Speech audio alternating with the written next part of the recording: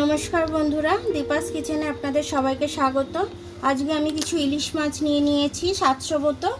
তো আমি ইলিশ মাছটা ভাপা করব, কড়াতে করব, তো সেটাই আপনাদের সাথে শেয়ার করব। তো চলুন কিভাবে করি একটু দেখে নিই। আমি মাছে একটু হলুদ মাখিয়ে নিচ্ছি, নুন আমি আগেই মাখিয়ে রেখেছিলাম। মাছে নুন হলুদটা মাখিয়ে দিয়েছি। এবার চলুন আমি কিভাবে মাছটা করি দেখে নিই। আমি 2 প্যাকেট সরষে ভিজিয়ে নিচ্ছি। এটার মধ্যে একটু নুন দিয়ে দিলাম স্বাদ অনুযায়ী, আর হলুদটা দিয়ে দিচ্ছি। আমি সর্ষেটা আমি ভিজিয়ে দিলাম।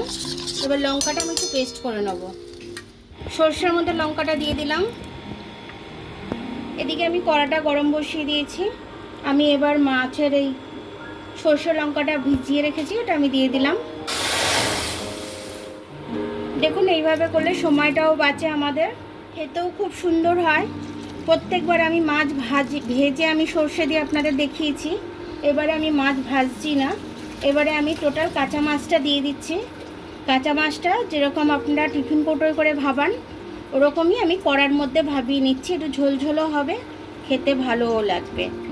মাছগুলো আমি ভালো করে নুন হলুদটা মাখিয়ে রেখেছি। দেখুন, কাঁচা মাছ আমি দিয়ে দিচ্ছি।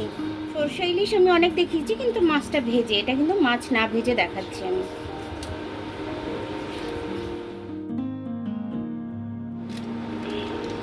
একটু হলুদটা কম কম লাগছিল আমার, তার জন্য একটু হলুদ দিয়ে দিলাম। আমি কটা কাঁচা লঙ্কা দিয়ে দিচ্ছি। আমি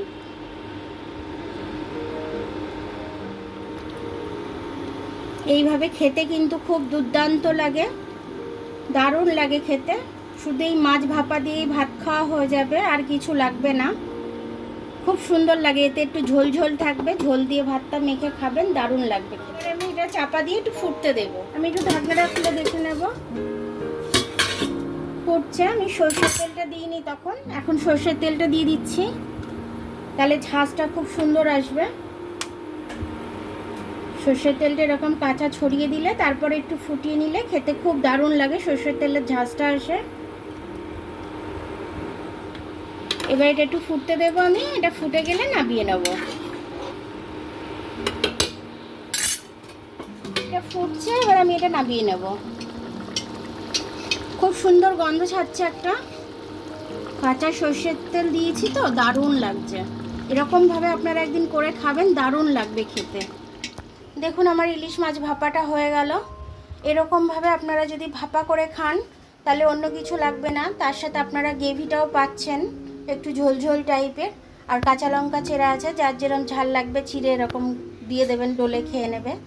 মানে খুবই সুন্দর লাগে এরকমভাবে খেতে। আপনারা এরকমভাবে করে অবশ্যই খেয়ে আমাকে কমেন্টস করে জানাবেন যে আপনাদের এই ভিডিওটা কেমন লাগলো। আমার ভিডিওটা দেখার জন্য অনেক অনেক ধন্যবাদ।